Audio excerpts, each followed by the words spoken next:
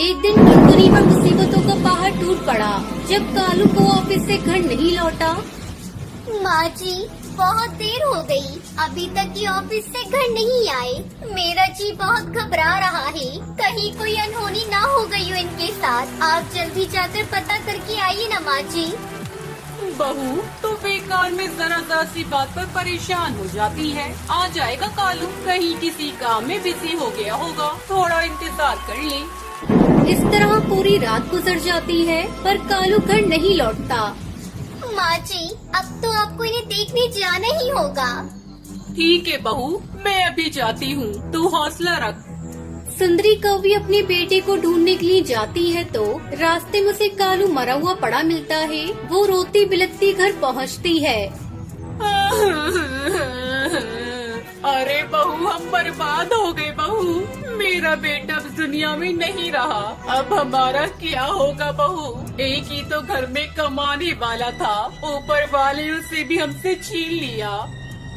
माँ जी, आप झूठ बोल रही हैं, ऐसा नहीं हो सकता माँ जी, ये सब क्या हो गया। कालू जी आज बहुत खुश थे, वो मुझसे बाहर घुमाने का वादा करके गए थे। पता नहीं हमारी खुशियों को किसकी नजर लग गई। मैं कैसे जीऊंगी, मेरी तो दुनिया ही उजड़ गई। ऐसे ही कई दिन गुजर गए।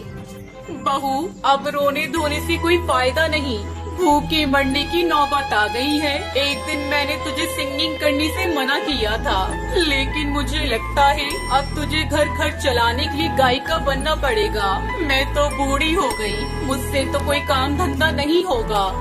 टुनटुनी अपनी सास की बात मानकर सिंगिंग एकेडमी खोल लेती है और बच्चों को सिंगिंग सिखाने लगती है, जिससे उसकी कुछ आमदनी हो जाती है। इसी तरह दोनों सास बहू खुशी खुशी रहने लगती हैं।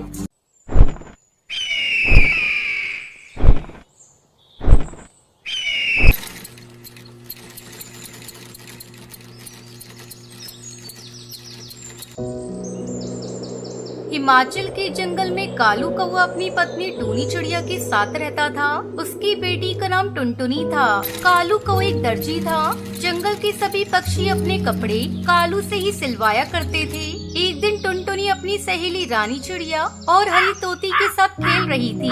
तभी रानी चिड़िया कहती है, अरे टुनटुनी, तुमने सुना? सेठ जी के बेटे का कल जन्मदिन है। उन्होंने जंगल के सभी पक्षियों को बुलाया है। मैं अपनी मम्मी पापा के साथ जाऊंगी, तू भी जाएगी, बहुत मजा आएगा।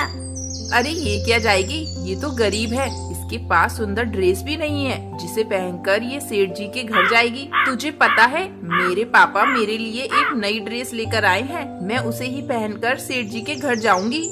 अरे हरी तोती, तू ऐसे मत बोल, टुनटुनी को बुरा लगेगा। तब तक आप लोग कमेंट में बताएं 79 into 5 कितने होते हैं। बुरा लगता है तो लगे, मैंने कुछ गलत नहीं कहा। ये गरीब है, इसके पास ढंग के कपड़े भी नहीं है। अच्छा, अब मैं चलती हूँ। मेरे माँ बाप गरीब है तो इसमें मेरी क्या गलती है? आज से पहले तोती बहन ने कभी मुझसे इस तरह बात नहीं की। पता नहीं आज उसे क्या हो गया। मेरे मम्मी पापा गरीब है तो क्या हुआ, वो मुझसे बहुत प्यार करते हैं। जाने दे टुनटुनी, हरी तोती तो पागल है, उसके मुंह में जो आता है वो बोल देती है। अब तू अपने घर जा, मैं भी अपने घर जाती हूँ, बहुत देर हो गई है खेलते खेलते। टुनटुनी अपने घर जाती है और अपनी माँ टूनी से कहती है, मम्मी, कल सेठ जी की बेटी का जन्मदिन है, हम लोग उपहार में क्या लेकर जाएंगे? क्या बताऊँ बेटा, हमारे पास तो इतने पैसे भी नहीं है कि मैं एक अच्छा सा उपहार खरीद सकूँ। कोई बात नहीं माँ, ये रेशमी कपड़े यहाँ पड़े हुए हैं। मैं सेठ जी की बेटे के लिए इनसे एक सुंदर सा ड्रेस सिल देती हूँ। हाँ टुनटुनी बेटा, ये ठीक रहेगा। तुम अभी से ही ड्रेस सिलना शुरू कर दो, रात भर में ड्रेस सिलकर तैयार हो जाएगा।